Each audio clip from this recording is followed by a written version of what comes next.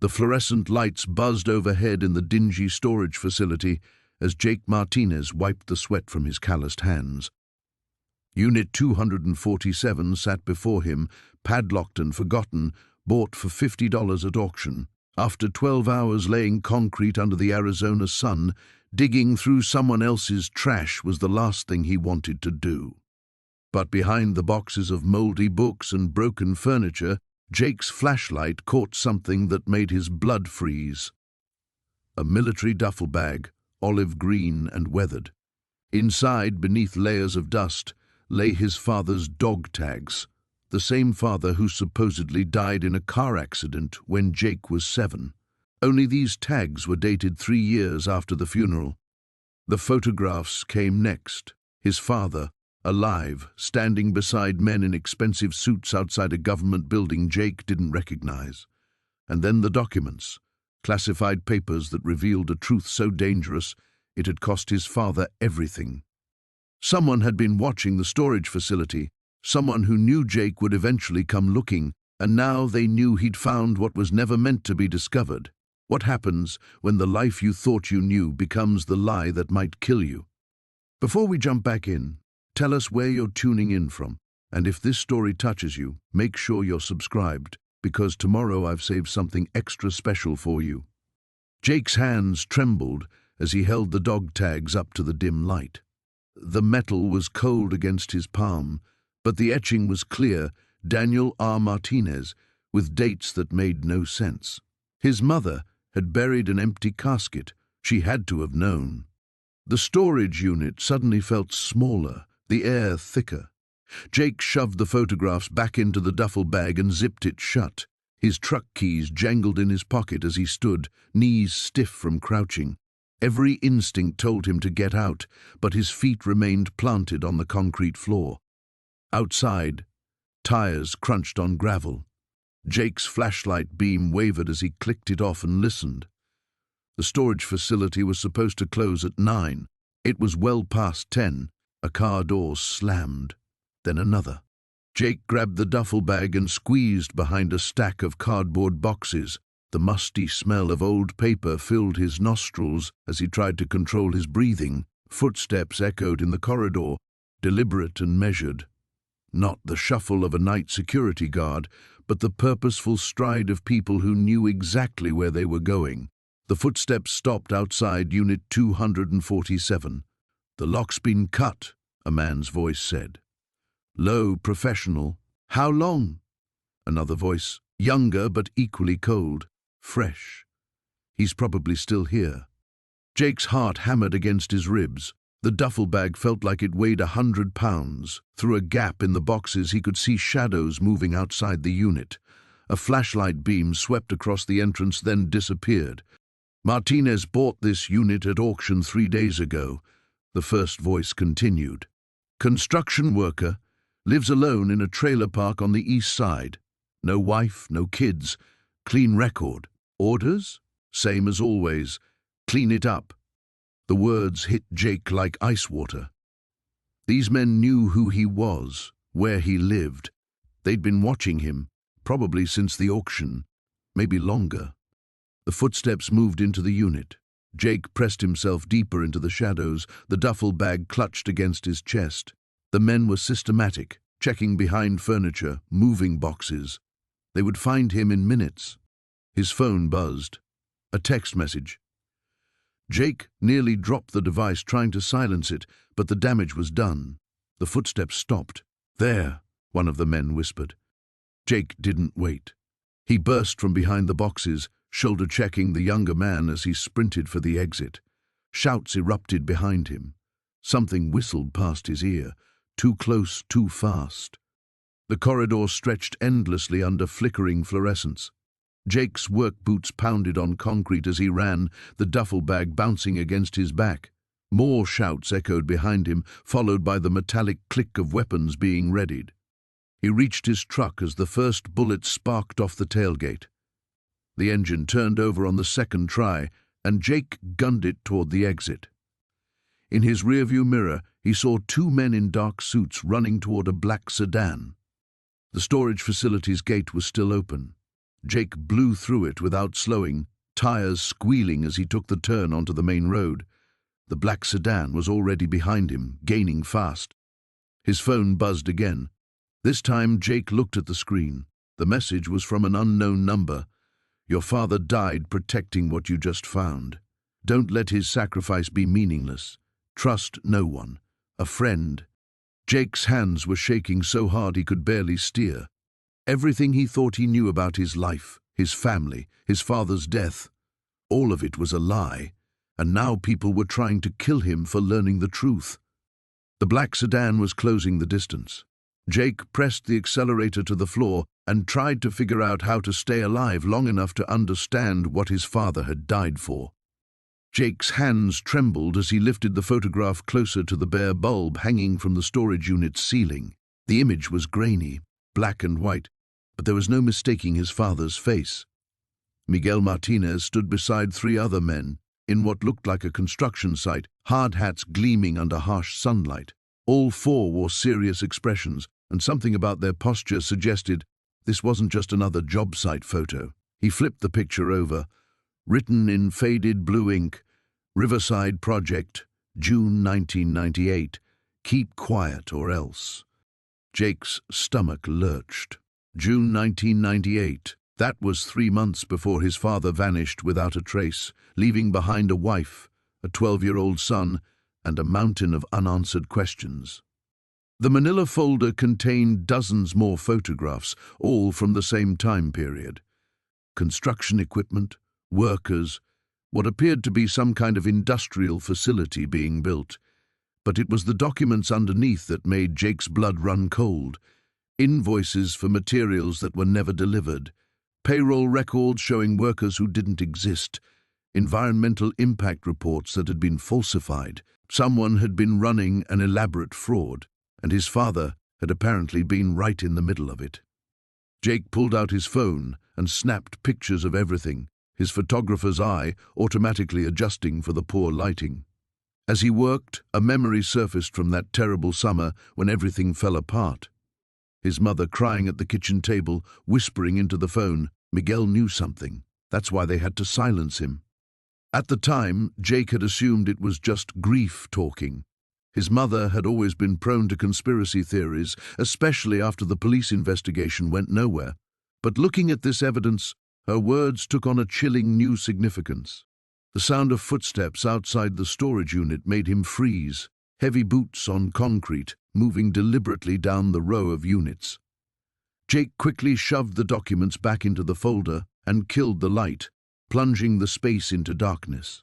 The footsteps stopped directly outside his unit. Jake held his breath, pressing himself against the back wall behind a stack of boxes. Through the gap beneath the roll-up door, he could see 2 pairs of work boots. Neither man spoke, but Jake sensed them listening, waiting. After what felt like an eternity, the boots moved on. Jake waited another 5 minutes before turning the light back on, his heart hammering against his ribs. This was bigger than he'd imagined. People were already watching, already suspicious. He resumed his search with renewed urgency, digging deeper into the unit's contents. Behind the filing cabinet, wrapped in a moldy tarp, he found something that made his hands shake all over again. His father's tool belt. Jake recognized every worn leather pouch, every scratch on the hammer's handle. Miguel had been obsessive about his tools, cleaning and organizing them every night after work. He would never have abandoned them willingly.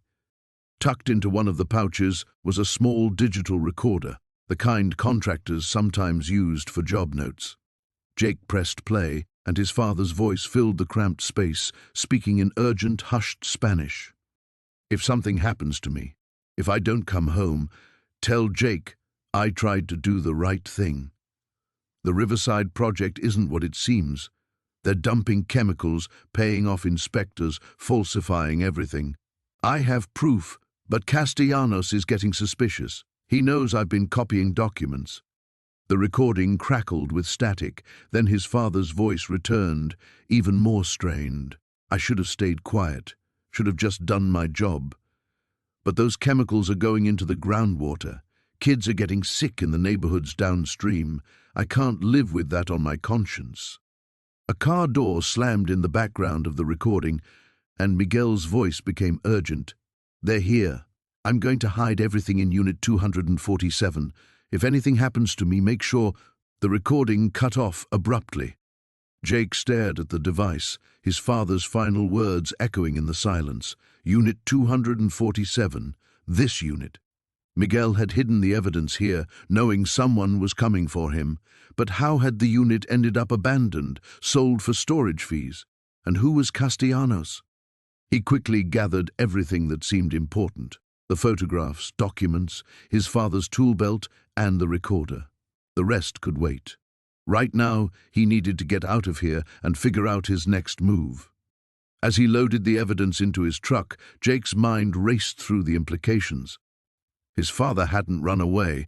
He'd been murdered for trying to expose environmental crimes that were making children sick, and whoever killed him had spent the last 15 years believing their secret was safe.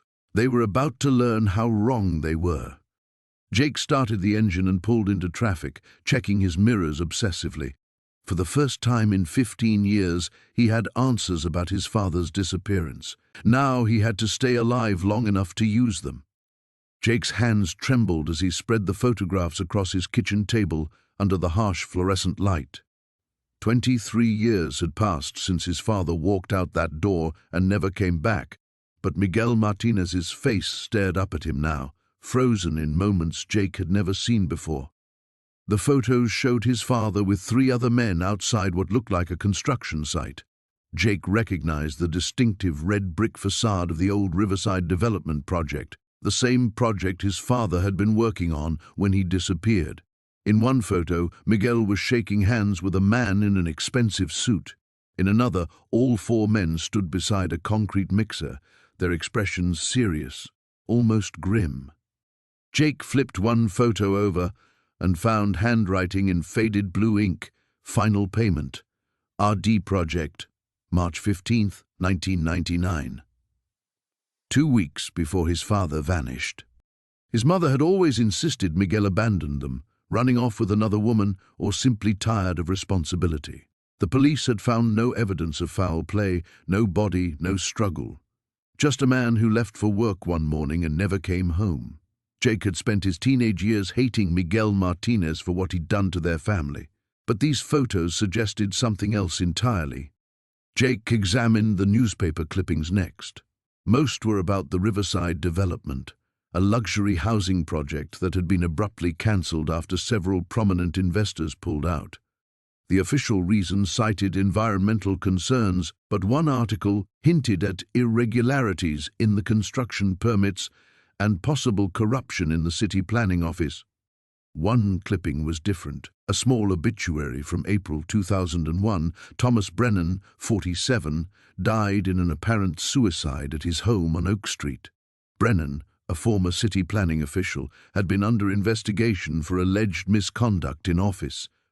Jake grabbed his laptop and began searching. It didn't take long to find more pieces of the puzzle. David Chen, another former planning official, had died in a car accident in 2003. Robert Valdez, a construction foreman who had worked on Riverside, was found dead from a drug overdose in 2005. Strange, since those who knew him insisted he'd never used drugs. 4 men in a photograph. 3 dead within 6 years. 1 missing. Jake's phone buzzed with a text from an unknown number: "Stop digging or you'll end up like your father." Ice flooded his veins. He checked the locks on his front door, then moved to the window overlooking the parking lot. A dark sedan sat in the far corner, engine running, windows tinted. Jake watched for 10 minutes before the car pulled away, but he caught enough of the license plate to write it down. He gathered the photos and documents, stuffing them into a manila envelope. Staying here wasn't safe. Neither was going to the police. Not yet, not until he understood what he was dealing with. But he knew someone who might have answers. Elena Rodriguez had worked as a secretary in the city planning office for 30 years before retiring. She'd been his father's friend, one of the few people who'd insisted Miguel would never abandon his family. If anyone knew about corruption in the planning office during the late 90s, it would be Elena. Jake drove carefully, checking his mirrors constantly. No sign of the sedan, but that didn't mean he wasn't being watched. Elena lived in a modest house near downtown, her garden meticulously maintained despite her 72 years. She answered the door wearing a flour-dusted apron, her weathered face lighting up when she saw him. "Jake! What a surprise! Come in, come in!" Her kitchen smelled like fresh bread and coffee. Family photos covered the refrigerator, including one of Jake at his high school graduation that made his throat tight. "Elena, I need to ask you about my father, about what he was working on before he disappeared." Her expression shifted, warmth replaced by wariness. "Why now? After all these years?" Jake pulled out one of the photographs. "Because of this." Elena's face went white. She sank into a chair, studying the image with shaking hands. "Where did you find this?" "Storage locker auction. There were documents, too, about the Riverside development." "Elena, what happened back then?" She was quiet for a long moment, then stood and checked the locks on her doors, closing the blinds. When she returned, her voice was barely a whisper. "Your father discovered something he wasn't supposed to know, about the permits, the inspections, the money changing hands. He tried to do the right thing." She touched his face in the photograph. Miguel was always trying to do the right thing. Who else knew? The wrong people. Powerful people who had too much to lose. Elena gripped his hand. "Jake, if you found these photos, others will know soon enough. You're in terrible danger." Before he could respond, her front window exploded inward, glass raining across the kitchen floor. Jake's hands trembled as he spread the photographs across his kitchen table. The harsh fluorescent light overhead cast stark shadows across the images, making the figures look even more ominous than they already were. His father, Miguel Martinez, stood in the center of most shots, wearing the same serious expression Jake remembered from his childhood. But Miguel wasn't alone. 3 other men flanked him in various poses, sometimes shaking hands, sometimes leaning close in conversation, always with the careful body language of people conducting serious business. Jake recognized the locations: the old pier downtown, the parking lot behind Rossetti's restaurant, and what looked like a construction site. The 4th man in several photos made Jake's blood run cold. Detective Frank Caruso looked exactly the same 23 years ago as he did now. Same thick mustache, same calculating eyes, same predatory smile.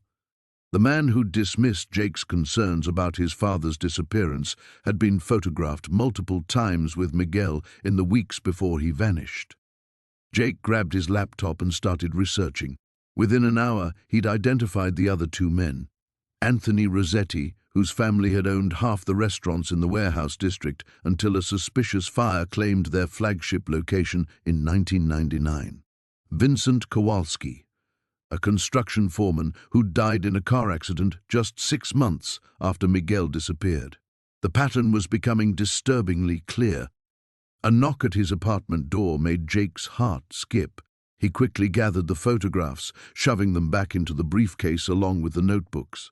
The knock came again, more insistent this time. "Jake Martinez? Police. We need to ask you some questions." Jake's mouth went dry. Through the peephole, he could see 2 uniformed officers standing in the hallway. Behind them, barely visible but unmistakably present, stood Detective Frank Caruso. "Just a minute," Jake called out, his mind racing. He grabbed the briefcase and looked around frantically. The fire escape outside his bedroom window was his only option. Jake pushed the window open as quietly as possible and climbed onto the metal platform, clutching the briefcase against his chest. "Mr. Martinez, we know you're in there. Open the door." Jake descended the fire escape as quickly as he dared. The rusty metal groaned under his weight, and he prayed the sound wouldn't carry. 3 flights down, he dropped into the alley behind his building and pressed himself against the brick wall. His phone buzzed. A text from an unknown number. "Stop looking or you'll end up like your father." Jake's blood turned to ice. He peered around the corner and saw Caruso's unmarked sedan parked at the front of his building. This wasn't a coincidence. Someone had been watching him since he'd bought that storage unit. He needed help, but who could he trust? The police were clearly compromised, and he had no idea how deep the corruption ran. Jake thought about Sarah Chen, the reporter who'd written a series of articles about police misconduct last year. She'd seemed thorough, fearless, exactly what he needed. Jake made his way through back alleys toward the downtown area, keeping to shadows and avoiding main streets. The briefcase felt heavier with each step, weighted down not just by its contents, but by the magnitude of what he'd stumbled into. The offices of the Metro Herald occupied the third floor of a converted warehouse. Jake took the stairs two at a time, constantly checking over his shoulder. The newsroom buzzed with late afternoon activity, reporters hunched over keyboards and talking rapidly into phones. Sarah Chen looked up from her desk when Jake approached. She was younger than he'd expected, maybe early 30s, with sharp eyes behind wire-rimmed glasses and ink-stained fingers that marked her as old-school print journalist. "Ms. Chen, I'm Jake Martinez. I think I have a story you'd be interested in." She gestured to the chair beside her desk. "What kind of story?" Jake glanced around nervously. "The kind that gets people killed." Sarah's expression sharpened. "I'm listening. My father disappeared 23 years ago. The police said he probably just left town, started a new life somewhere else. I never believed it, but I had no proof." Jake clutched the briefcase tighter. "Until today." "What changed today?" "I bought a storage locker at auction, found evidence that my father was involved in something bigger than I ever imagined, and the detective who handled his case was in on it." Sarah leaned forward. "What kind of evidence?" Jake looked around the newsroom again. "Too many people, too much exposure." "Not here. Can we go somewhere private?" "There's a conference room in the back." Sarah stood up, grabbing a notebook and pen. "But Mr. Martinez, before we go any further, I need you to understand something. If this is as big as you're suggesting, there's no going back once you show me what's in that briefcase. Are you prepared for that?" Jake thought about his father, about 23 years of unanswered questions, about Detective Caruso's smug face. "I've been preparing for this my whole life." Jake's hands trembled as he spread the photographs across his kitchen table under the harsh fluorescent light. The black and white images seemed to mock him with their clarity, his father's face unmistakable in several shots, always in the company of men Jake didn't recognize. Men in expensive suits standing beside construction equipment, shaking hands over what looked like blueprints, exchanging briefcases in parking lots. The timestamp on the back of one photo made his stomach clench. March 15th, 1995, 3 weeks before his father vanished. He picked up the leather journal again, squinting at the cramped handwriting. Most entries were brief, cryptic notes about meetings and locations, but one passage near the end made his blood run cold. "Miguel knows too much. Won't stay quiet about the concrete specs. Says he can't live with what happened at the Riverside project. Brennan getting nervous. Talked about permanent solutions. Need to convince M to keep his mouth shut or get his family somewhere safe." Jake's chair scraped against the linoleum as he stood abruptly. Riverside Project. He knew that name.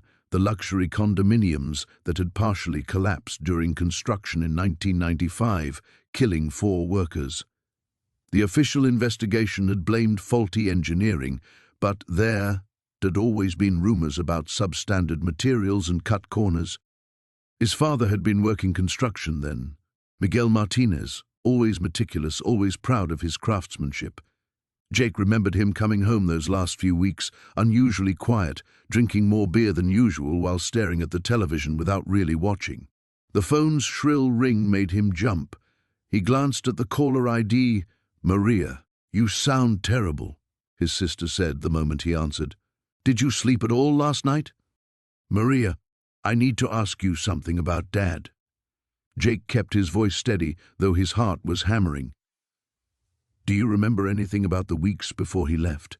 Did he seem different?" Silence stretched between them. When Maria finally spoke, her voice was smaller, younger. "Why are you asking about this now? Just answer me, please." He was scared, Jake.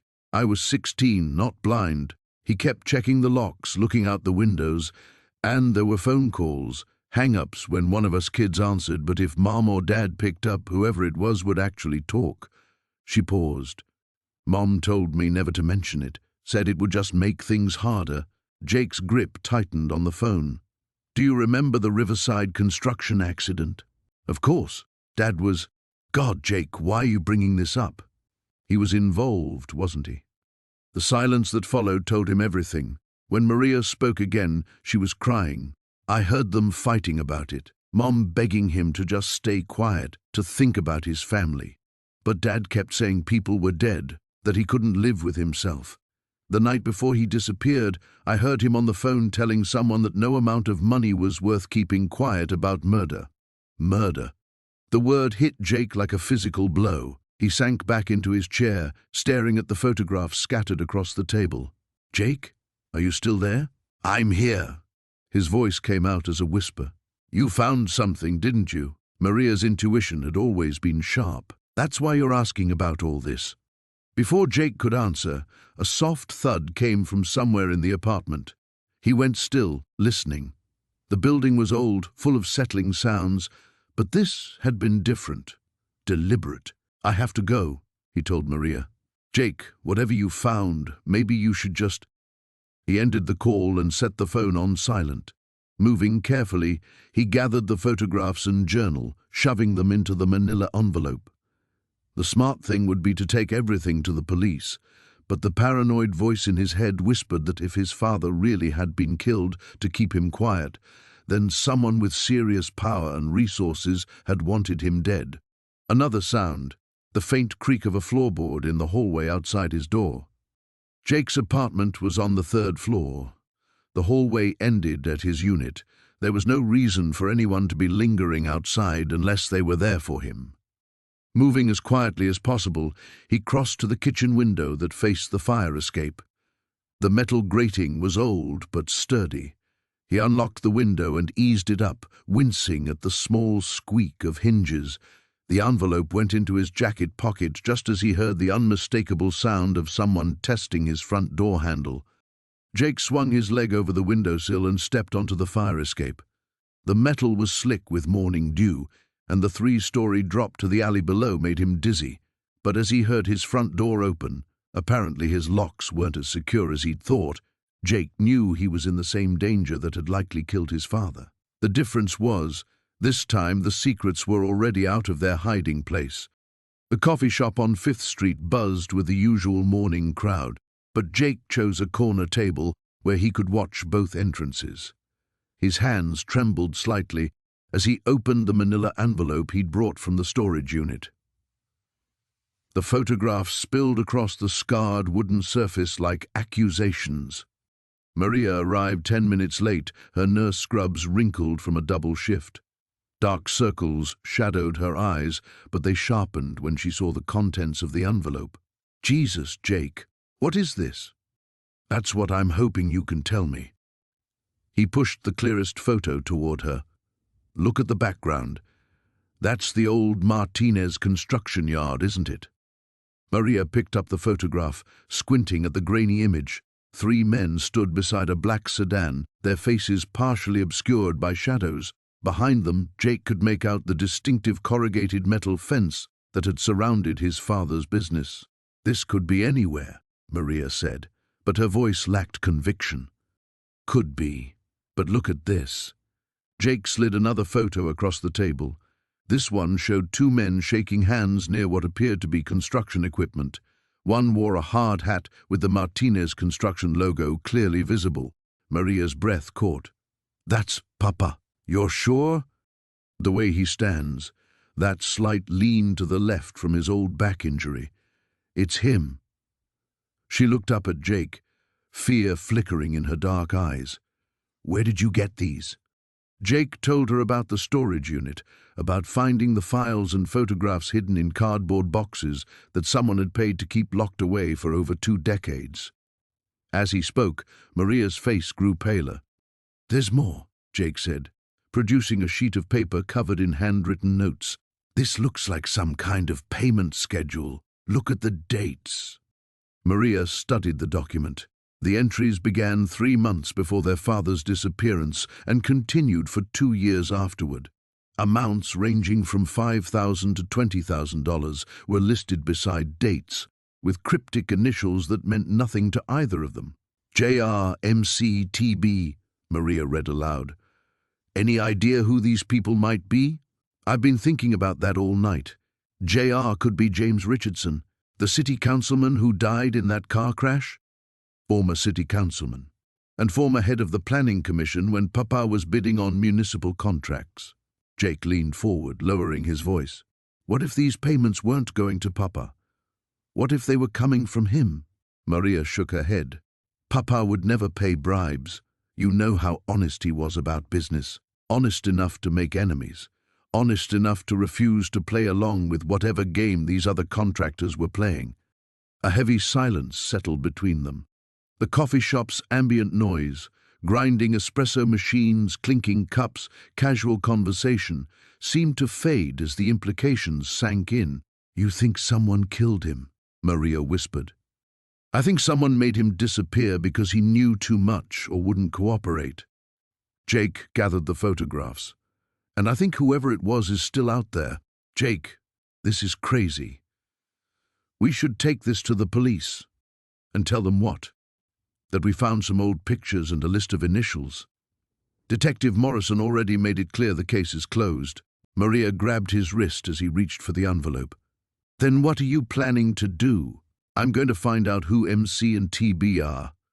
I'm going to follow this trail wherever it leads. What if it leads to you getting hurt? Or worse? Jake met his sister's eyes. Then at least we'll finally know the truth about what happened to Papa. Maria released his wrist but didn't look convinced. I can't lose you too, Jake. Mama couldn't survive it. You won't lose me, but I need your help. He pulled out another document, this one a list of construction projects from the early 2000s. These are all jobs Papa bid on in the months before he disappeared. I need you to help me research them, find out which other companies were involved. How am I supposed to do that? City records, newspaper archives, anything you can find online. You're better at that computer stuff than I am. Maria stared at the list, then back at her brother's determined face. You're really going to do this, aren't you? With or without my help? Yeah, I am. She sighed and tucked the document into her purse. Give me a week, but promise me you won't do anything stupid in the meantime. Define stupid. Jake. All right, I promise. No confronting mysterious strangers or breaking into abandoned buildings or storage units. That ship has already sailed, sis. As they prepared to leave, Jake noticed a man in a grey suit at the counter, apparently waiting for his order. Something about the way he held himself, the way his eyes swept the room without seeming to focus on anything, set off alarm bells in Jake's head. The man's gaze lingered on their table for just a moment too long.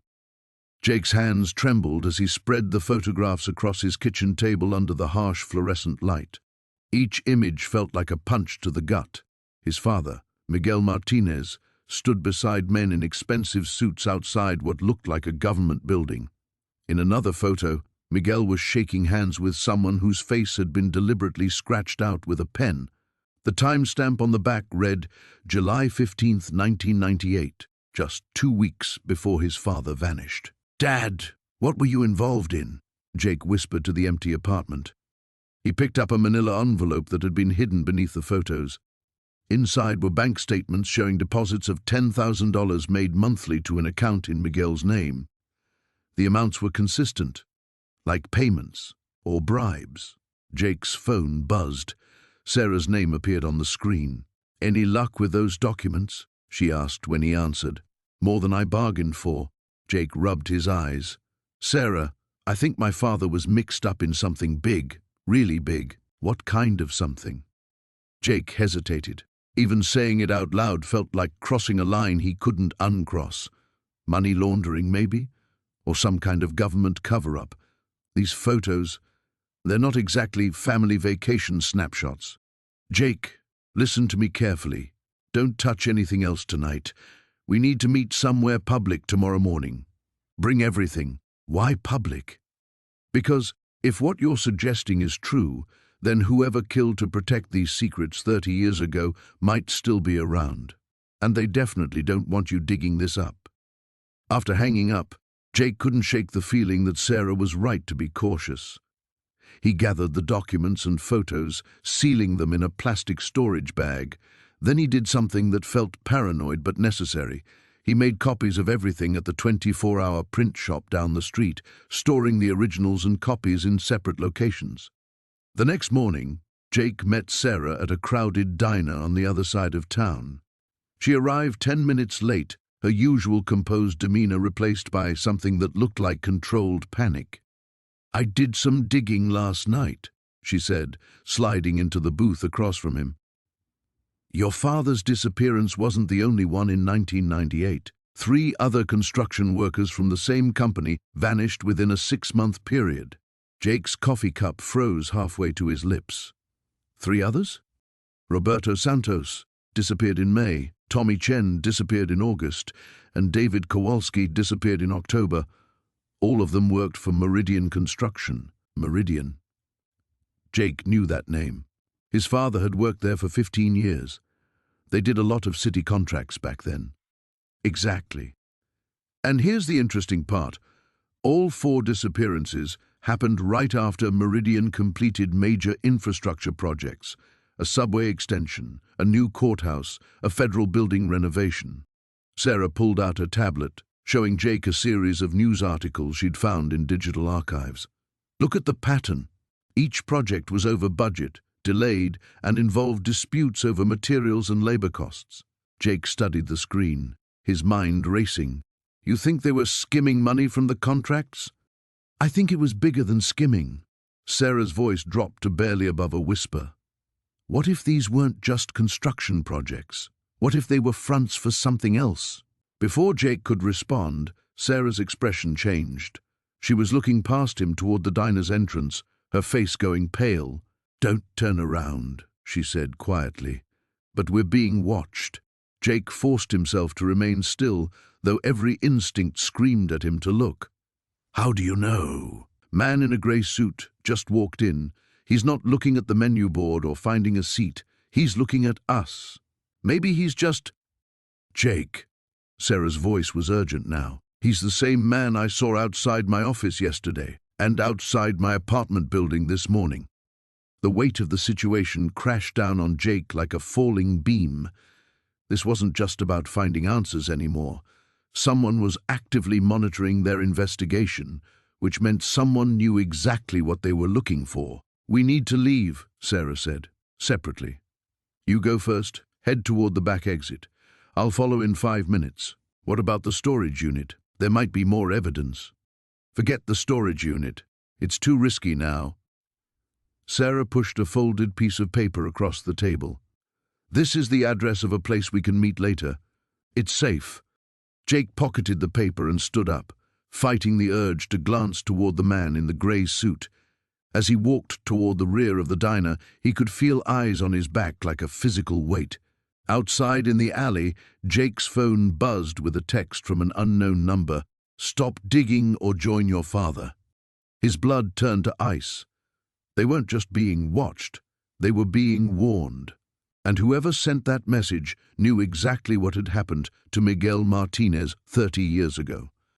The fluorescent lights in the police station hummed overhead as Jake sat across from Detective Carol Brennan, his hands clasped tightly in his lap. The manila folder between them seemed to pulse with dangerous possibilities. "You're telling me you found all this in a storage unit?" Brennan's weathered face showed equal parts skepticism and intrigue. She was maybe 55, with steel-grey hair pulled back in a no-nonsense bun and eyes that had seen too much to be easily fooled. "Locker 247. Bought it at auction 3 days ago." Jake's voice was steady despite the tremor in his chest. "I had no idea what was inside." Brennan opened the folder and spread the photographs across her desk. The images of his father with the mysterious woman, the documents bearing the Meridian Industries letterhead, the handwritten notes in his father's familiar scrawl. She studied each piece with the methodical precision of someone who'd built cases from far less. Luis Martinez. She tapped one of the photos. I remember this case. Your father was reported missing in November 1998. Investigation went cold after 6 months. What did you find back then? Not much. Your father's truck was discovered at the bottom of Riverside Quarry. No body was ever recovered. Brennan leaned back in her chair. The working theory was accidental drowning, but it never sat right with some of us. Too many loose ends. Jake's throat tightened. What kind of loose ends? Your father had been asking questions around town. About old construction projects, safety violations, things that happened years before he disappeared. Made some people nervous. She picked up one of the Meridian Industries documents, including people connected to this company. The name hung in the air between them like a loaded gun. Jake had researched Meridian Industries after finding the documents. On the surface, they appeared to be a legitimate construction and development firm that had operated throughout the Southwest in the 1980s and 90s. But the deeper he dug, the more questions arose about their business practices and political connections. Detective, I think my father stumbled onto something he wasn't supposed to know. Jake leaned forward. And I think that's why he's dead. Brennan's expression remained neutral, but her eyes sharpened. That's a serious accusation. What makes you so certain he's dead? Jake hesitated, then reached into his jacket pocket. The threatening note he'd found on his windshield that morning was folded into a neat square. He smoothed it out on the desk between them. Stop digging or join your father. The detective's demeanor shifted instantly. She pulled on latex gloves before handling the note, studying it under her desk lamp. When did you receive this? This morning. Someone put it under my windshield wiper while I was having breakfast at Murphy's Diner. Jake's hands began to shake slightly. There's something else. I think someone's been watching my apartment. Tell me. Yesterday evening I noticed a dark sedan parked across the street. Same car was there this morning when I left for work. Different driver, though. Jake rubbed his forehead. I'm probably being paranoid, but after finding all this stuff... Brennan was already reaching for her phone. What's your address? I'm sending a patrol car to check it out. She dialed quickly, spoke in low, urgent tones to whoever answered. When she hung up, her focus returned to Jake with laser intensity. Here's what we're going to do. First, I'm opening an official investigation into these threats against you. Second, I'm having the lab analyze this note and everything from the storage locker. Third, you're going to tell me everything you remember about the weeks before your father disappeared. Jake nodded, but his mind was racing ahead to darker possibilities. What if this goes deeper than just Meridian Industries? What if there are people in positions of power who want this buried? Then we'll be very careful about who we trust. Brennan's voice carried the weight of hard-earned wisdom. But I won't let fear stop us from finding the truth. Your father deserves justice, and you deserve answers. The detective's phone buzzed with a text message. She glanced at it, and her expression darkened. What is it? Jake asked. The patrol car just checked your apartment building. The dark sedan you mentioned? It's gone, but they found something else. She stood up, grabbing her jacket from the back of her chair. Someone broke into your apartment while we've been sitting here.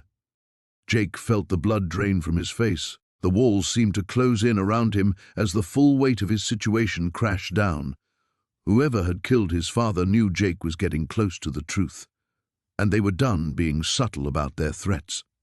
We need to get you somewhere safe, Brennan said, her hand already on her service weapon, because this just became a whole lot more dangerous. Jake's hands trembled as he stared at the photograph in the manila envelope. His father, Miguel Martinez, stood next to a man in an expensive suit outside what looked like a construction site. Both men were smiling, but there was something forced about his father's expression. On the back, someone had written June 1987, 3 weeks before in faded blue ink. 3 weeks before what? Jake's mind raced as he shuffled through the other contents of the envelope. Bank records showing deposits of $10,000 every month for 6 months. A letter on Blackwood Industries letterhead offering Miguel a consulting position that required absolute discretion. and at the bottom of the pile a handwritten note in his father's familiar scrawl. "If something happens to me, check the foundation on Elm Street. The numbers don't add up. Trust no one at Blackwood." The basement felt colder suddenly, and Jake glanced toward the small window where darkness had fallen while he'd been absorbed in the documents. He'd been down here for hours, but it felt like minutes. Every piece of evidence painted a picture he didn't want to believe. His father had been involved with Blackwood Industries in some capacity, despite never mentioning the company's name in Jake's presence. Footsteps creaked overhead. Jake froze, listening. Maria had taken the kids to her mother's house for dinner and wouldn't be back until late. The footsteps moved deliberately across the living room floor, too heavy to be his wife, too purposeful to be random. He quickly shoved the documents back into the envelope and looked around the basement for a hiding place. The old furnace in the corner had a panel that was loose. He'd been meaning to fix it for months. Jake pried it open and slipped the envelope inside, then grabbed a wrench from his toolbox and crept toward the stairs. The footsteps had stopped. Jake climbed the basement steps slowly, testing each one to avoid the squeaks he knew by heart. At the top, he pressed his ear to the door and heard nothing. He turned the handle carefully and peered into the kitchen. Empty. But the back door stood ajar, and Jake knew with absolute certainty he'd locked it before going downstairs. Cold air drifted through the gap, carrying the scent of rain and something else, cigarette smoke. He gripped the wrench tighter and moved through the kitchen toward the living room. Everything looked normal at first glance, but then he noticed the couch cushions were slightly askew, and the drawer of the side table hung open an inch. Someone had been searching his house. The sound of a car engine starting outside sent Jake rushing to the front window. Through the blinds, he caught a glimpse of taillights disappearing around the corner. A dark sedan, possibly the same one he'd seen outside the storage facility days ago. His cell phone buzzed with a text message from an unknown number. "Stop looking, or your family pays the price." Jake's blood turned to ice. They knew where he lived. They'd been inside his house, and now they were threatening Maria and the kids. He called Maria immediately. "Where are you right now?" "At my mom's, like I told you." "Jake, you sound strange. What's wrong?" "Nothing. I just missed you. Stay there tonight, okay? I'm working on something and might be up late." "Jake Martinez, what aren't you telling me?" He closed his eyes. Maria knew him too well to buy a casual lie. "I found some things about Dad's disappearance. I need to follow up on them, but I want you and the kids safe until I figure out what's going on." The silence stretched between them. Finally, Maria said, "How dangerous is this?" "I don't know yet, but someone broke into our house tonight." "Jesus, Jake." "Call the police." "I will. Just promise me you'll stay at your mom's. We're not going anywhere. But you better explain everything when this is over." After ending the call, Jake sat in his darkened living room and tried to think clearly. Calling the police felt like the logical move, but his father's note echoed in his mind. Trust no one at Blackwood. How deep did this conspiracy go? How many people were involved? The foundation on Elm Street. He knew the location.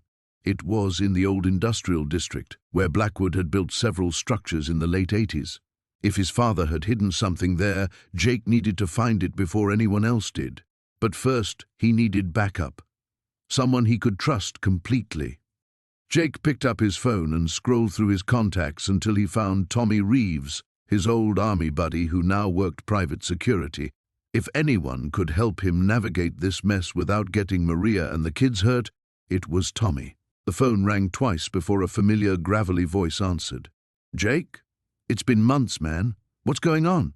"Tommy, I need your help with something, and I need you to come armed."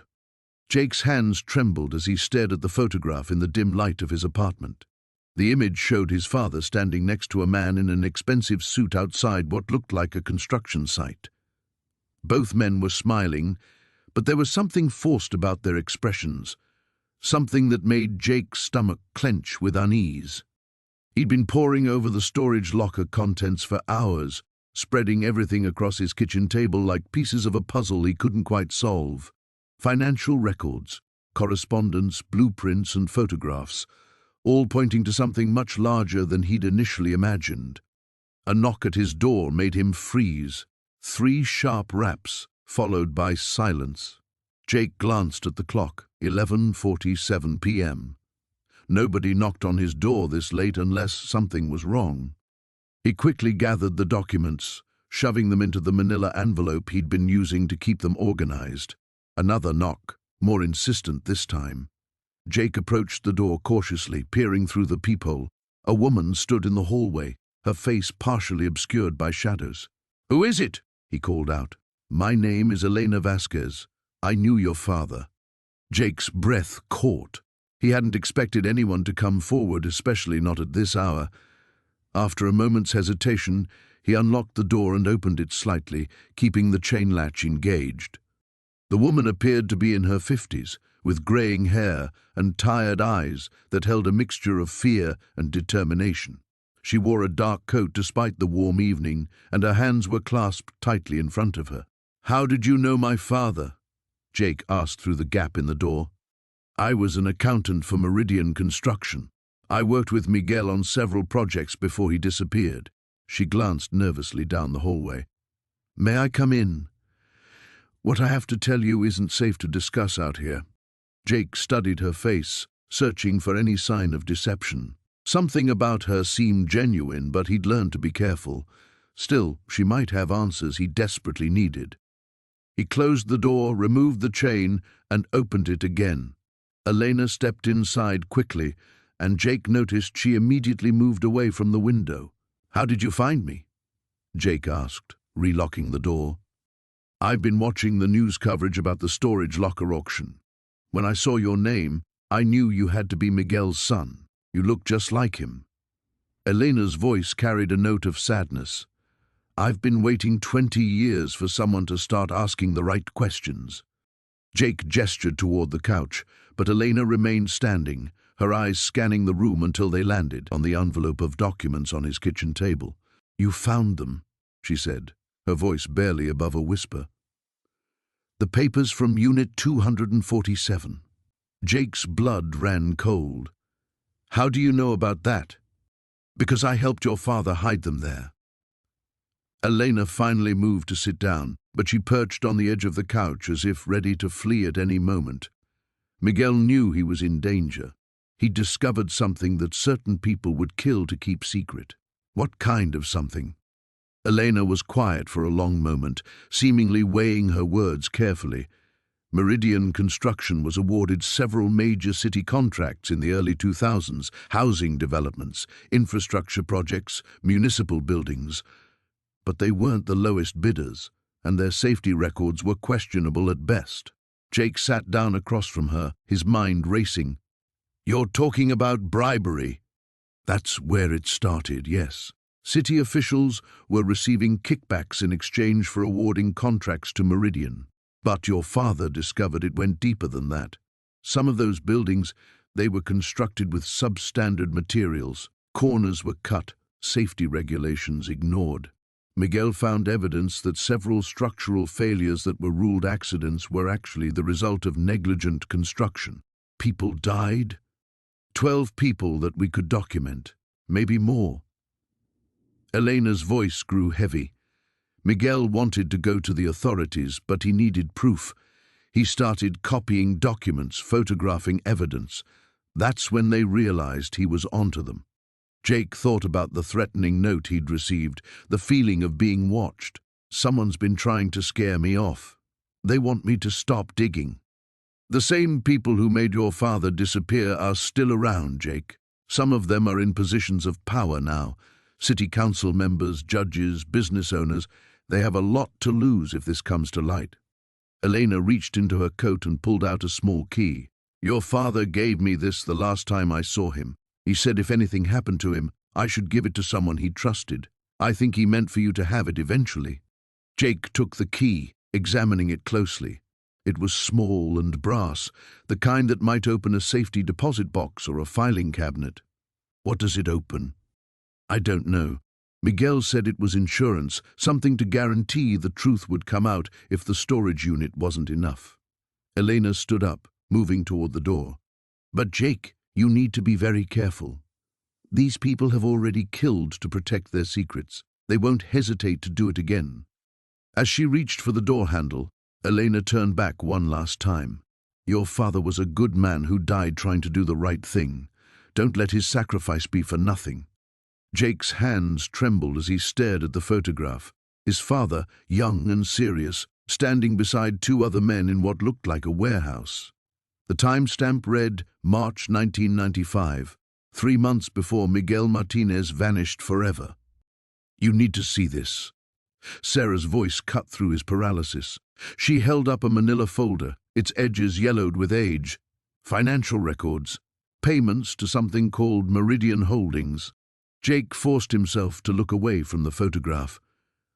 The folder contained bank statements, wire transfer receipts, and handwritten notes in his father's familiar script. Numbers that made Jake's construction worker's salary look like pocket change. Meridian Holdings, Jake muttered, recognition sparking. I've seen that name before. Where? The shipping manifest from the storage unit. Half the containers were listed under that company. Jake pulled out his phone, scrolling through the photos he'd taken. Here, look at these delivery dates. Sarah leaned closer, her shoulder brushing his. They match the payment dates in your father's records. The pieces clicked together with sickening clarity. Whatever his father had been involved in, it wasn't some small-time operation. The amounts flowing through Meridian Holdings suggested something massive, coordinated. Jake, Sarah's voice had gone quiet. She was holding another document, her face pale in the dim light of the motel room. This is a police report, filed by your father. He snatched the paper from her hands. The report was dated 2 weeks before his father's disappearance. Miguel Martinez had gone to the police, claiming he had evidence of cargo theft, money laundering, and worse. The investigating officer's name was stamped at the bottom, Detective Raymond Walsh. Walsh, Jake breathed. The cop who handled Dad's missing person case. The same one who told your family there was no evidence of foul play? Jake's vision blurred with rage. Walsh had known. He'd known everything and he'd buried it. Buried his father along with the truth. A sound outside made them both freeze. Car doors slamming. Footsteps on gravel, moving with purpose. The lights, Sarah whispered. Jake lunged for the lamp, plunging the room into darkness just as shadows appeared outside the window. He grabbed Sarah's hand, pulling her toward the bathroom as the front door exploded inward. Police! Nobody move. But these weren't police. Jake caught a glimpse of 3 men in dark clothing, weapons drawn, moving through the doorway with military precision.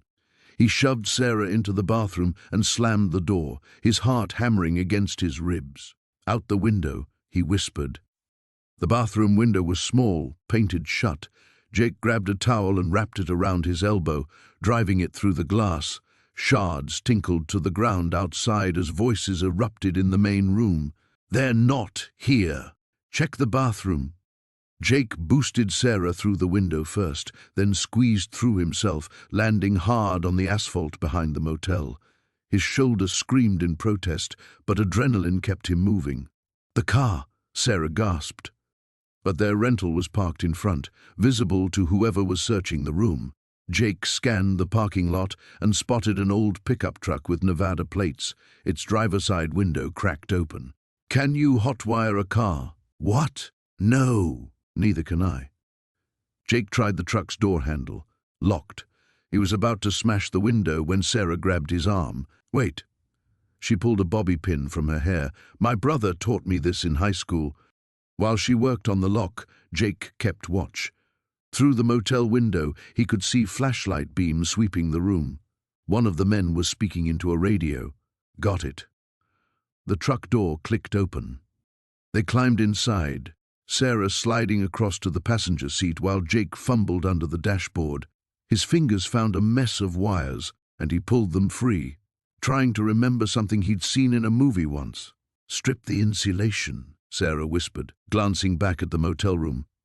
Jake used his teeth to expose the copper wire.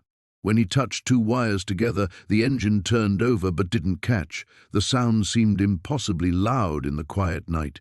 Come on, he muttered, trying again. The engine roared to life, just as the bathroom window lit up with flashlight beams. Jake threw the truck into reverse, tires squealing as they backed out of the parking space. There, one of the men had emerged from the room, pointing in their direction. Jake spun the wheel and gunned the accelerator. The truck lurched forward, racing toward the street as someone shouted behind them. In the rearview mirror, he saw two of the men running for a black sedan. "They're following us," Sarah said, turning to look back. Jake pressed the accelerator to the floor, the stolen truck's engine straining. They had the evidence now, but staying alive long enough to use it was another matter entirely. Behind them, headlights appeared, growing larger by the second. The warehouse district stretched out before Jake like a graveyard of rusted dreams. Empty loading docks and broken windows stared back at him as he drove deeper into the industrial maze, following Marcus Chen's cryptic directions. The address led to a building that looked like it had been forgotten by the world. 3 stories of red brick and shattered glass, with weeds growing through cracks in the loading bay. Jake parked 2 blocks away and approached on foot, the manila envelope containing his father's photographs tucked inside his jacket. The weight of the pistol in his waistband felt both reassuring and terrifying. He'd never shot anyone, barely knew how to use the damn thing, but after what happened at Sarah's apartment, he wasn't taking any chances. The side entrance Marcus had mentioned was a rusted steel door hanging slightly ajar. Jake hesitated, every instinct screaming this was a trap. But the alternative was spending the rest of his life looking over his shoulder, wondering who might come for him next. His father's voice echoed in his memory. Sometimes you had to face the darkness to find the light. Inside, the building reeked of mildew and decay. Afternoon sunlight filtered through grimy windows, casting long shadows across the empty floor. Jake's footsteps echoed as he made his way toward the stairwell Marcus had described. According to the reporter, they were meeting on the 2nd floor in what used to be the building's main office. The stairs creaked ominously under his weight. At the 2nd floor landing, Jake paused to listen. Somewhere in the distance, he could hear the faint sound of traffic, but the building itself seemed dead. He pushed through another door and found himself in a long hallway lined with empty doorframes. "Marcus?" His voice bounced off the walls, returning to him distorted and hollow. "Back here." The response came from the far end of the hall. Jake moved carefully, checking each doorway as he passed. Most of the rooms were empty, stripped clean except for debris and the occasional piece of abandoned office furniture. The smell grew stronger as he approached the end of the hall, not just mildew now, but something else, something that made his stomach clench. He found Marcus Chen in the last room, but not the way he'd expected. The reporter was tied to a chair in the center of the empty space, his face bruised and bloody. Duct tape covered his mouth, and his eyes were wide with terror and warning. Behind him stood 2 figures Jake recognized from the photographs, Detective Raymond Walsh and another man in an expensive suit who could only be Thomas Kellerman. Jake's hand moved instinctively toward his weapon, but Walsh was faster. The detective's gun was already drawn, pointed directly at Jake's chest. "I wouldn't," Walsh said. "We're not here to hurt you. We're here to make you understand." "Understand what?" "How you killed my father." Kellerman stepped forward, his hands clasped behind his back. Even in this decrepit setting, he carried himself with the bearing of a man accustomed to power. "Your father was a good man, caught in an impossible situation. What happened to him was regrettable." "Regrettable?" Jake's voice cracked with rage. He had a family, a son who spent 20 years thinking his dad abandoned him. "We know." Kellerman's expression didn't change. "And we're prepared to make amends. Financially speaking, of course. Your father's silence was valuable to us then, and your silence is valuable to us now." Behind them, Marcus struggled against his restraints, trying to communicate something urgent through the tape over his mouth. "What if I'm not interested in your money?" Walsh stepped closer, his weapon still trained on Jake. "Then you'll end up like your friend the reporter here, and like that pretty doctor who's been helping you." Jake's blood turned to ice. "Sarah, what did you do to her?" Nothing yet, Kellerman said. But Dr. Chen is currently in the company of some of my associates. Her continued well-being depends entirely on your cooperation. The room seemed to spin around Jake. He thought of Sarah's smile, her gentle hands examining his injuries, the way she'd risked everything to help a stranger. Now she was in danger because of him, because of secrets that had been buried before she was even born. What do you want? The photographs, the documents, everything you found in that storage locker. Kellerman pulled out a briefcase and set it on the floor between them. In exchange, you walk away from this building a wealthy man. You forget everything you've learned, and everyone you care about stays safe. Jake stared at the briefcase, knowing it contained enough money to change his life forever. But he also knew it was blood money, paid for with his father's life and his own conscience. Marcus Chen caught his eye and shook his head almost imperceptibly, his gaze shifting meaningfully toward something behind Jake. That's when Jake heard it, the soft creak of footsteps in the hallway. The abandoned warehouse on Pier 47 looked like a graveyard of rusted dreams in the pre-dawn darkness. Jake crouched behind a shipping container, watching shadows move inside the building's broken windows. His hands trembled as he adjusted the small recording device Elena had given him, praying the battery would last long enough to capture whatever was about to unfold. "You sure about this location?" Marcus whispered beside him, his breath visible in the cold air. Jake nodded, remembering the coordinates he'd found scrawled on the back of one of his father's photos. The same pier where Miguel Martinez had supposedly fallen to his death 23 years ago. The irony wasn't lost on him that he might be walking into the same trap that had claimed his father's life. A black sedan pulled up to the warehouse entrance, its headlights cutting through the fog rolling off the bay. Jake's pulse quickened as he recognized the figure stepping out of the passenger seat. Detective Ray Kowalski, the same cop who'd investigated his father's case all those years ago. The man who'd convinced everyone that Miguel Martinez was just another construction worker who'd had too much to drink and taken a fatal tumble. But Kowalski wasn't alone.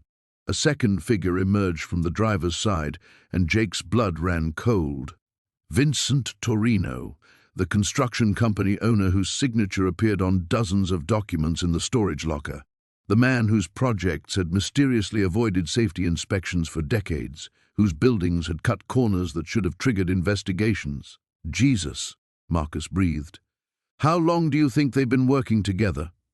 Before Jake could answer, a third car arrived. This time, Jake didn't recognize the occupant, a thin man in an expensive suit who moved with the careful precision of someone accustomed to giving orders. The three men converged near the warehouse entrance, their voices carried on the wind, but too distant to make out words. Jake activated the recording device and began creeping closer, using the maze of abandoned containers as cover. Each step felt like walking on broken glass, any sound potentially giving away their position. Behind him, Marcus followed with the camera Elena had insisted they bring, the one with the telephoto lens that could capture faces in low light. The Martinez kid's been asking too many questions. Kowalski's voice finally came audible as Jake reached a position 30 yards from their huddle.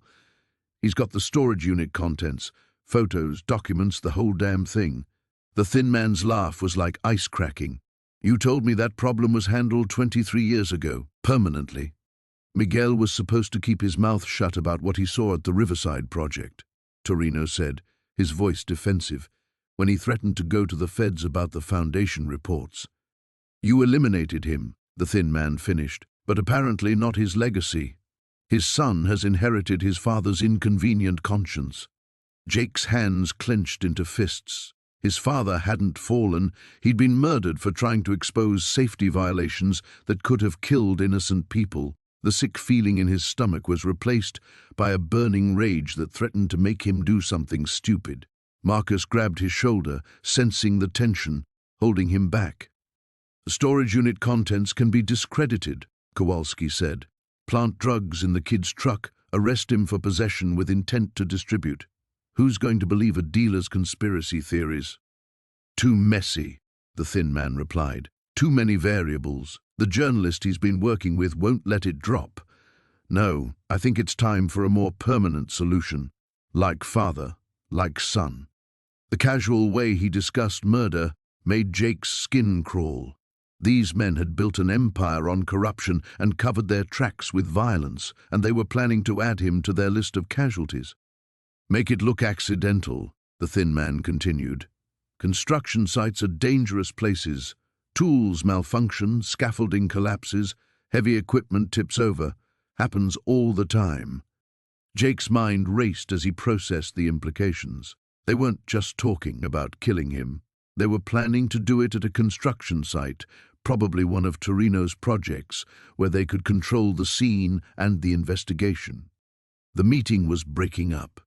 Kowalski was walking back toward his sedan, while Torino headed for his car. But the thin man lingered, pulling out his phone and making a call that Jake strained to overhear. "It's time," the man said into the phone. "Tomorrow morning, the Beacon Hill site. Make sure the crew is minimal and ensure Detective Kowalski responds to the scene when the accident is reported." Jake's blood turned to ice water. Beacon Hill, that was where he was scheduled to work tomorrow morning. They already had the whole thing planned out, down to having their corrupt cop handle the crime scene investigation. As the three men drove away in different directions, Jake remained frozen behind the container, the weight of what he'd just learned pressing down on him like a collapsed building. The warehouse district felt different in the pre-dawn darkness, shadows stretching like grasping fingers between the hulking buildings. Jake pulled his truck behind a row of dumpsters 3 blocks from the meeting point, his hands trembling as he cut the engine. The manila envelope containing copies of everything from the storage locker sat on the passenger seat, seeming to pulse with dangerous energy. He'd barely slept, running through every possible scenario. Sandra had wanted to come, but he'd refused. If this went sideways, he wouldn't have her blood on his hands too. Detective Morrison had been equally insistent about backup, but Jake knew Castellanos would bolt at the first sign of police involvement. His phone buzzed. A text from an unknown number, and Pier 47. "Come alone. Any tricks and you'll join your father." Jake's stomach clenched. The casual mention of his father's fate confirmed what he'd suspected but hoped wasn't true. Miguel Martinez hadn't simply disappeared. He'd been murdered for what he'd discovered about the Riverside project. The walk to Pier 47 felt endless, every shadow potentially concealing a threat. The old fishing pier jutted into the harbor like a broken finger, its weathered planks groaning under the gentle assault of murky water. Fog rolled in from the bay, muffling sound and reducing visibility to mere yards. Jake reached the end of the pier and waited, the envelope tucked inside his jacket. Minutes crawled by. Then footsteps echoed behind him, measured, confident. He turned to see a figure emerging from the fog. Antonio Castellanos looked older than his photographs, silver threading through his dark hair, but his eyes held the same cold calculation Jake had seen in newspaper clippings. He wasn't alone. 2 men flanked him, their positions suggesting military or security training. "Mr. Martinez," Castellanos said, his voice carrying a faint accent. "You've been causing quite a stir. You killed my father." Jake kept his voice steady despite the rage burning in his chest. "Your father was an idealistic fool who couldn't understand the bigger picture. The Riverside development brought jobs, revitalized the waterfront.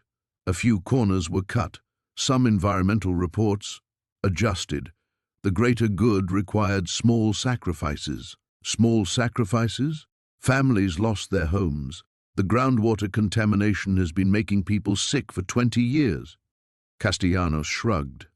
"Acceptable losses. Your father threatened to expose everything to the EPA. We offered him money, a new job in another city. He refused to see reason. So you had him killed." I had a problem solved. The casual admission hit Jake like a physical blow. "Just as I'm going to solve the current problem. You have something that belongs to me." Jake's hand moved toward the envelope, but he didn't pull it out. "First, I want to know exactly what happened to him." Castellanos nodded to one of his men, who stepped forward. In the dim light, Jake could see the bulge of a shoulder holster beneath the man's jacket. "Your father arranged a meeting much like this one," He thought he could bargain, trade his silence for safety. But some secrets are too valuable to leave in the hands of a construction worker with delusions of heroism. Where is he buried? The foundation of the Riverside Plaza. Quite poetic, really. He became part of the very project he tried to destroy. Castellanos extended his hand. The documents, Mr. Martinez. All of them, including any copies. Jake pulled out the envelope, but held it away from Castellanos' reach. What makes you think I haven't already gone to the police? Because you're here.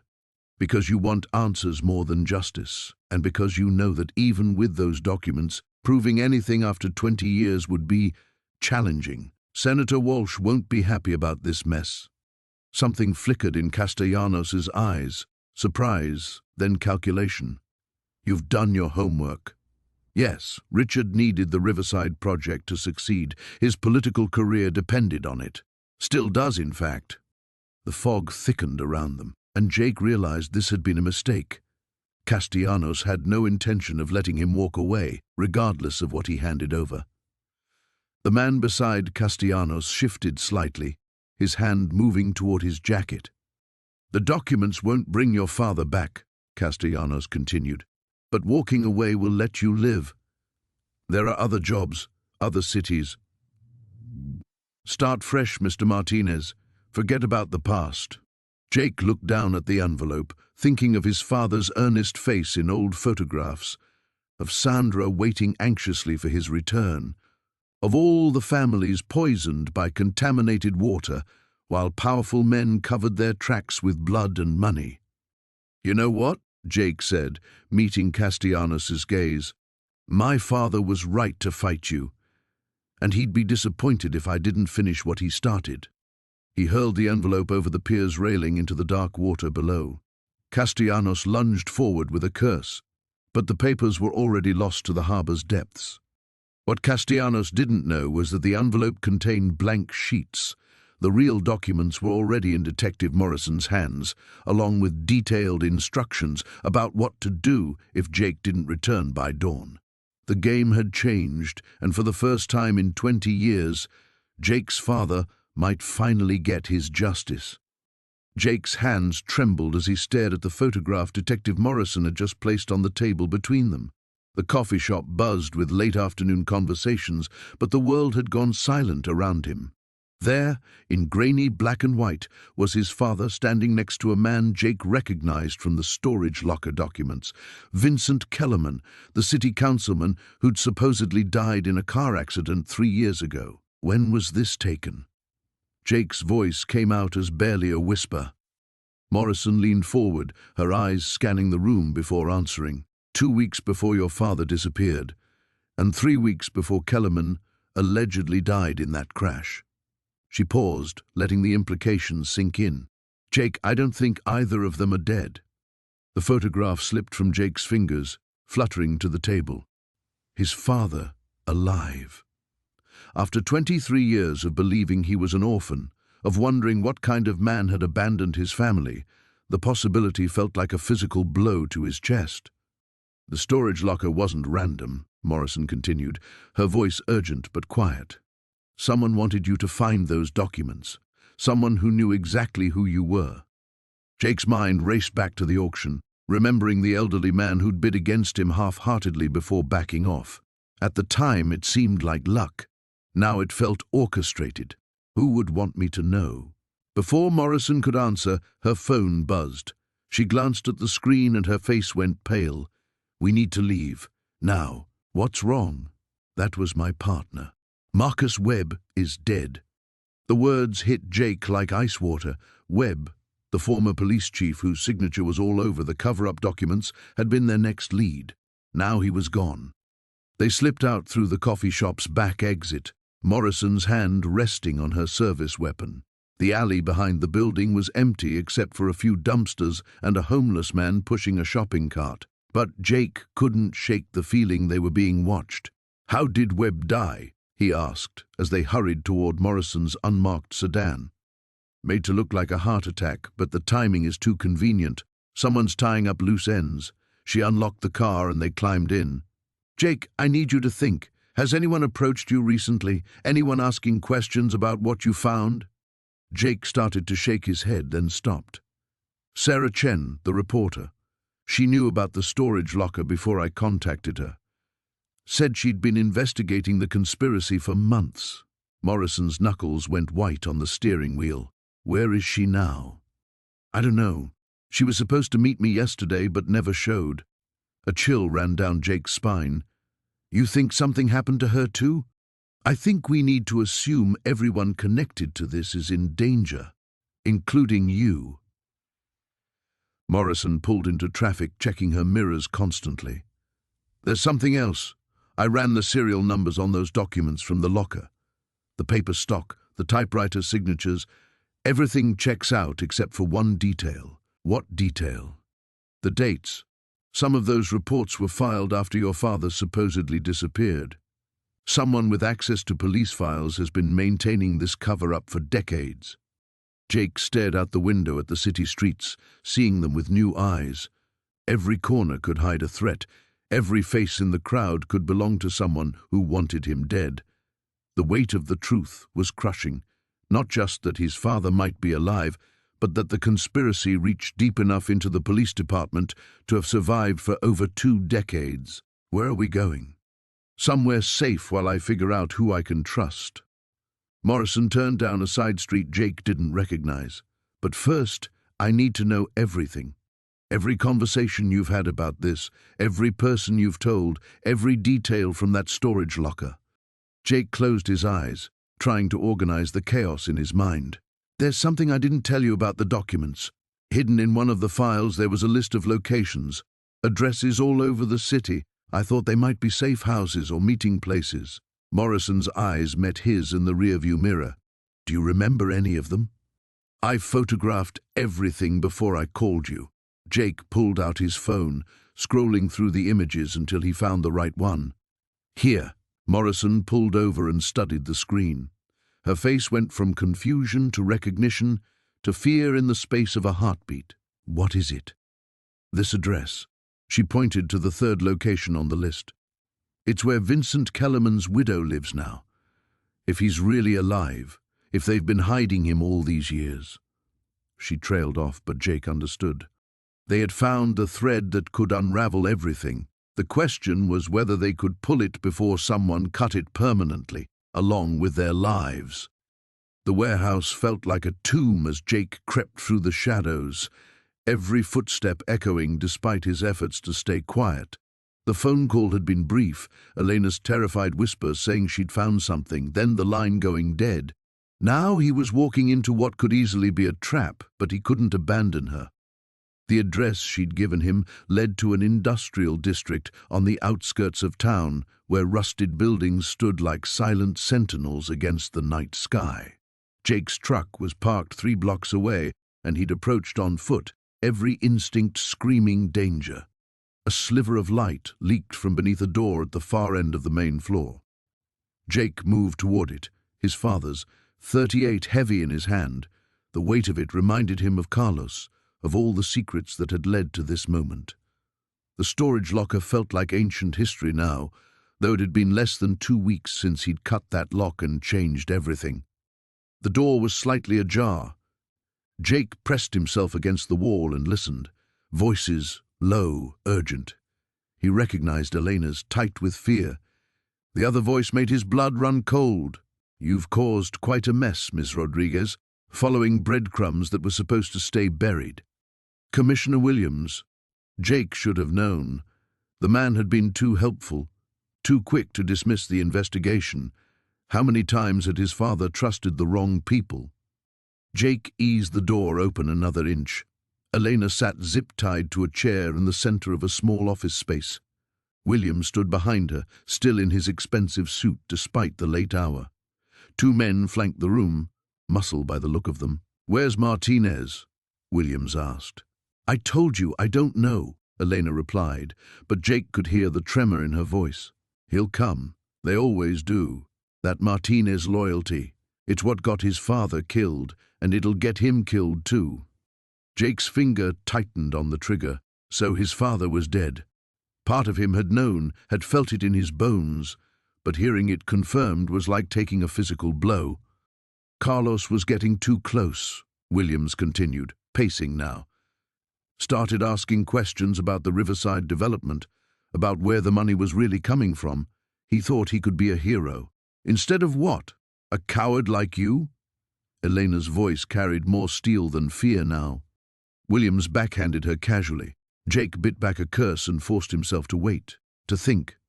3 armed men and Elena in the crossfire. He needed a better angle. Your boyfriend's father thought he could expose our arrangement with Donovan Industries. Thought people would care that we were taking kickbacks on municipal contracts. But Carlos forgot something important. Dead men tell no tales. Jake crept along the exterior wall, looking for another way in. Through a grimy window, he could see Williams had taken out a pistol, checking the chamber with practiced ease. They dumped his body in the foundation of the Metro Center, Williams said conversationally. Poured concrete right over him. He's been holding up downtown office workers for 23 years. Elena's composure finally cracked, and she began to cry. Jake found what he was looking for, a service entrance that led to a storage room adjacent to the office. The door was unlocked. He slipped inside, moving through boxes of old files and equipment. The wall between the storage room and office was thin plywood. Through a gap near the ceiling, he could see everything clearly now. The storage locker was supposed to be cleaned out, one of Williams's men said. Donovan swore he handled it. Donovan's dead, Williams replied. Heart attack last month. Took the location to his grave, along with half our other secrets. If Martinez hadn't gotten lucky with that auction. Jake positioned himself near the door connecting the 2 rooms. He'd have maybe 3 seconds of surprise before they reacted. He thought of his father, of all the years wondering what had happened, of Elena sitting terrified in that chair. He kicked the door open and rolled low, coming up with a gun trained on Williams. Hands up now! Chaos erupted. One of Williams' men dove for cover behind a desk. The other went for his weapon. Jake put a bullet in the second man's shoulder, sending him spinning to the ground. Drop it, Williams! The commissioner had his gun pressed against Elena's temple. I don't think so, son. You're just like your father, too righteous for your own good. Let her go. This is between us. Williams smiled, the expression cold and reptilian. No, this is about survival, about keeping certain truths buried. Your father never understood that some secrets are worth killing for. The remaining gunman was flanking left, trying to get an angle. Jake kept his weapon trained on Williams, calculating distances, angles, probabilities. His father had died for the truth. Jake wasn't about to let Elena follow. Carlos thought he was so smart, Williams continued. But he forgot the first rule of this city. Everybody has a price. What was yours? Jake asked, buying time. More than you could ever imagine. The warehouse district felt like a graveyard at 3 in the morning, shadows pooling between abandoned buildings like spilled ink. Jake crouched behind a rusted dumpster, his heart hammering against his ribs as he watched the black sedan pull up to the meeting point. Detective Morrison emerged first, his familiar silhouette unmistakable even in the darkness.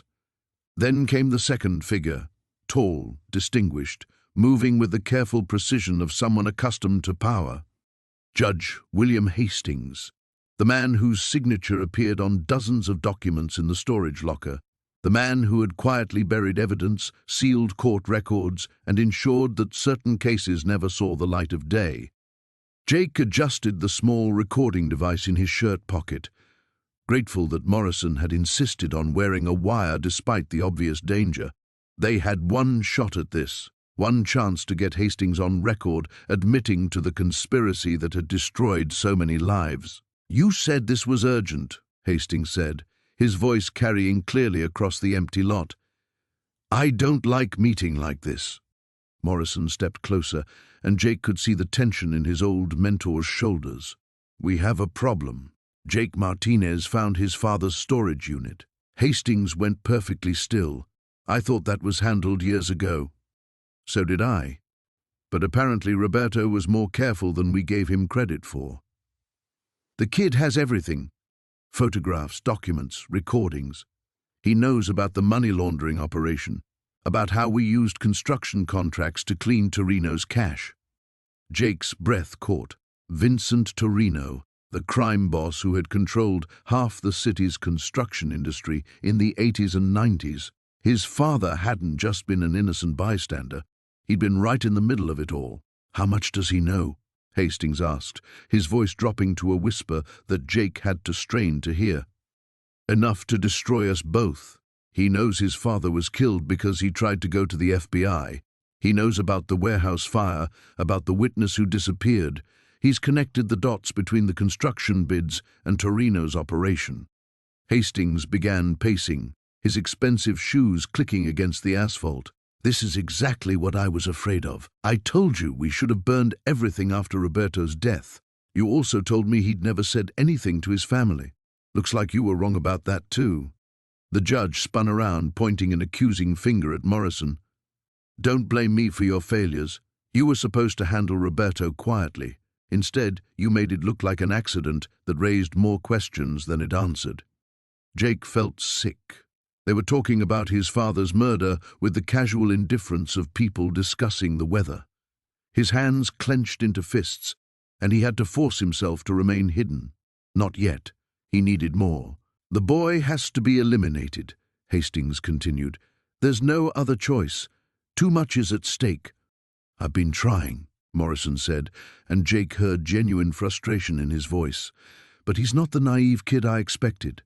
He's smart, careful, and now he's working with that reporter, Sarah Chen. If something happens to him now, she'll know exactly where to look. Then we eliminate her too." Morrison shook his head. "You're talking about killing a journalist. That's not some construction worker who won't be missed. That's front-page news, federal investigations. We'd be trading a small fire for a 5-alarm blaze." Jake pulled out his phone, his fingers trembling as he started recording video. The audio quality might not be perfect, but between the wire and the phone, they'd have enough evidence to bury both men. "What do you suggest then?"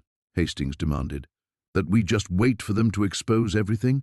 I have 20 years until retirement, Morrison.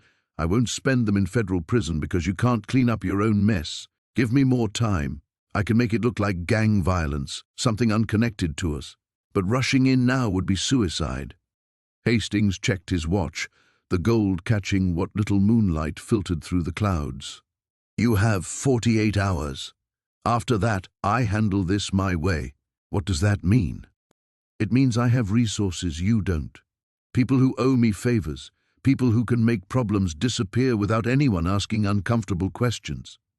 Morrison stepped back, and even from his hiding spot, Jake could see the detective's alarm.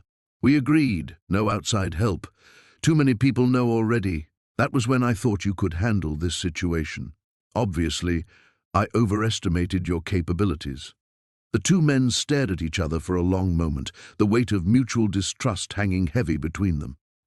Finally, Morrison nodded curtly. 48 hours, he said. As they walked back to their respective cars, Jake remained frozen behind the dumpster, his mind racing. He had what he needed, evidence of conspiracy, murder, corruption stretching back decades. But he also had something else, the knowledge that his time had just run out. 48 hours to expose the truth before they silenced him forever. The warehouse felt like a tomb in the pre-dawn darkness. Jake crouched behind a stack of shipping containers, his father's journal pressed against his chest, listening to the footsteps echoing through the cavernous space. Detective Morrison had called 20 minutes ago with the location, the same warehouse where his father had worked all those years ago, where everything had started. "You sure about this?" Sarah whispered beside him, her face pale in the dim light filtering through grimy windows. Jake nodded, though his hands trembled slightly. After 3 weeks of running, hiding, and piecing together fragments of a conspiracy that had destroyed his family, it was finally time for answers.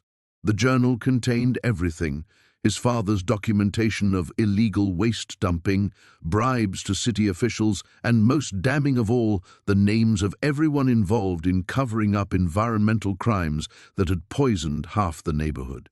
Footsteps approached their hiding spot.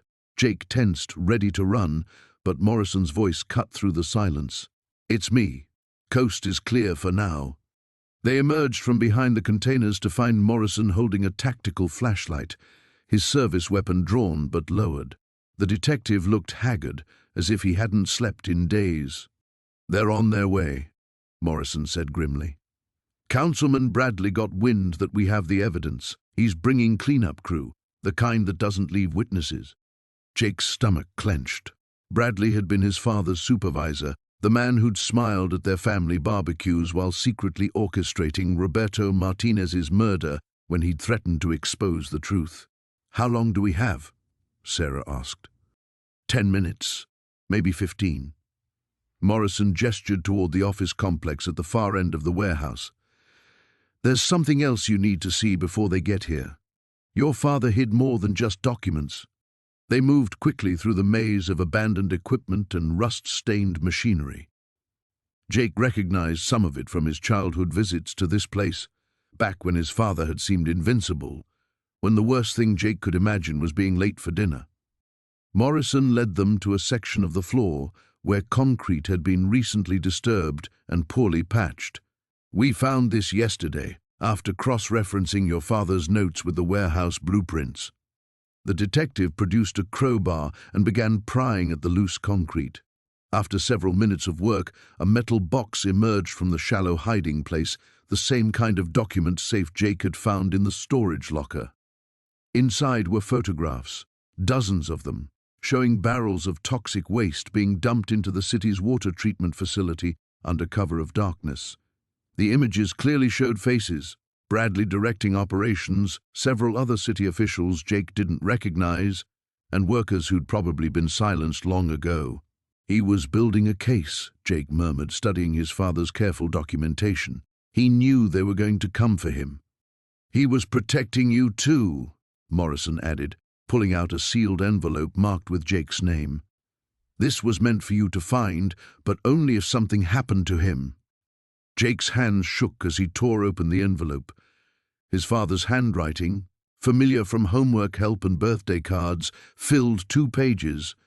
"Hijo, if you're reading this, then I'm probably gone and you're old enough to understand the truth.